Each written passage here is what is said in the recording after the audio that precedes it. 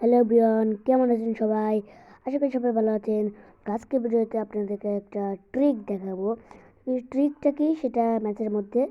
তো শুরু হোক আজকের ম্যাচ। আর ঢুকে যাচ্ছে আস্তে আস্তে। তো ঢুকে যায় রোমাঞ্চ কালিকতের গোল ঢুকে গেছে। সেও ঢুকে গেল। মানে যে প্রথমে যে এই জায়গায় আসবেন, জায়গায় দাঁড়িয়ে পড়বেন। তারপরে ইমোট অপশনে ক্লিক করবেন, ইমোট। তারপরে ক্যামেরা, তারপরে ব্ল্যাক স্ট্রাইকস না, তারপরে ওই যে সাইডে ক্লিক করবেন যেটা দেখাইতেছে হলুদ হলুদ। তারপরে হইতেছে এই যে দেখুন গাইস, সব কিছু দেখতে পারবেন।